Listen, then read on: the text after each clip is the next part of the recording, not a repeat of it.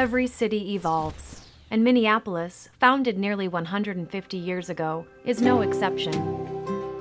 As the city's population expanded and opportunities shifted, Minneapolis, like so many American cities, began to look different. Thoughtful reuse of existing buildings creates jobs, business development, and community renewal. The old Abbott Hospital, near the outskirts of downtown on 1717 First Avenue South, offered an opportunity for such renewal. The last baby was born there in 1980. It became a nursing home before closing in 2004. Once a business employing hundreds, it became a vacant shell.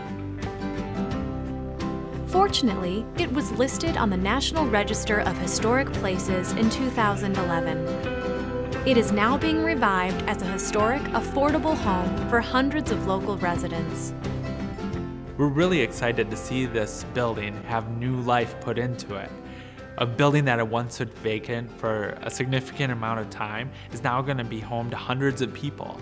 That's a huge win for preservation and a huge win for Minneapolis. I was excited to be able to work on this large of a project. It takes up almost 3/4 of a block. It's in a real prominent kind of edge of downtown location, and it seemed like it had a lot of potential for improving the neighborhood of Stevens Square. A safe structure is a success story when we find a good use in a building that's going to contribute to the neighborhood feel of the community. Well, the benefit is taking an old building that's in good structural shape and changing it and making habitable for people. Both market rate and some low-income housing. And it's in a good location. I mean, you're right downtown Minneapolis, overlooking the city, got some good views. I think it's a good use of the land, instead of tearing a building down and putting it all in the landfill. I mean, if they can reuse it, you might as well, just instead of starting over when you didn't need to. Historic preservation creates a sustainable environment by recycling historic buildings. We've all done a really good job of recycling cans and pop bottles, but when it comes to historic buildings, we haven't done a good job. There's over 30% of the waste in our landfills is from historic buildings, so in order to reduce that amount, we're going to have to start reusing the places that we have. I did try to preserve as much of what was there as we could, because to me, the historic preservation is really the most sustainable thing we can do. You keep a building in use, you don't put a large amount of material into a landfill.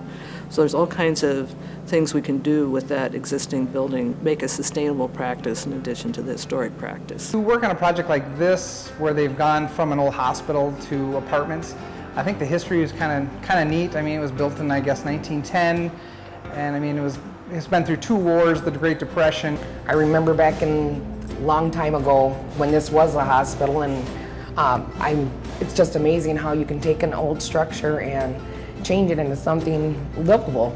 I worked on this building, so that means a lot to me.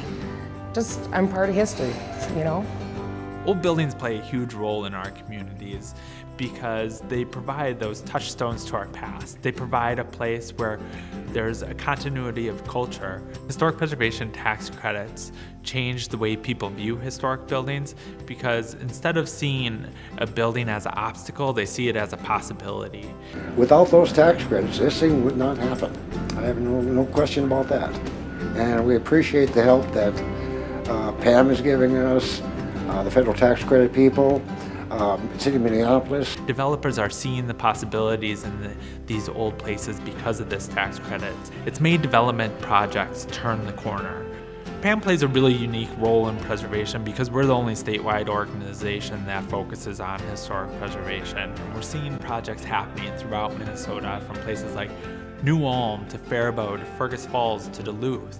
The Preservation Alliance needs the support of all our partners. We need individuals to join the organization. We need corporations to help support our mission through sponsorship. We have a wide array of people that help support our organization, and we cherish those relationships, and we need to nurture more.